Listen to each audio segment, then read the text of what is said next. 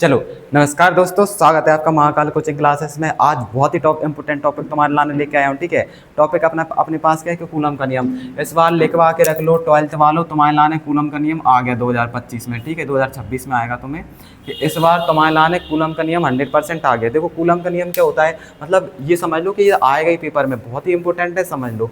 Coulomb का नियम क्या होता है कि जैसे कि मान लो जो कूलम का नियम हुआ वो, जैसे मान लो अपन कोई अपन ने एक मान लो कि चालक लिया है, तो इसके अपन दो बिंदु में ए और बी मान लिया, जिन पे आगे से अपने पास क्या होगा Q1 Q, और इनकी दूरी अपन ने क्या मान ली, R मान ली। तो कूलम ने क्या नियम दिया कि भाई कूलम के नियम के अनुसार इन, जैसे मान लो इनके बीच में जो बल लगेगा, ठीक है, यानी कि इन पे जो बल लगेगा ना इन आवेशों पे, तो देखो मतलब कूलम के नियम कि दो बिंदु आवेशों के मध्य लगने वाला आकर्षण या प्रतिकर्षण बल, यानी इन आवेशों के मध्य या तो आकर्षण बल लगेगा या प्रतिकर्षण बल लगेगा। तो आकर्षण बल या प्रतिकर्षण बल इन आवेशों के गुणनफल के अनुक्रमानुपाती, यानी ये आवेश है, जो बल है वो आवेशों के गुणनफल के अनुक्रमानुपाती, यानी कि गुणा के अनुक्रमानुपाती।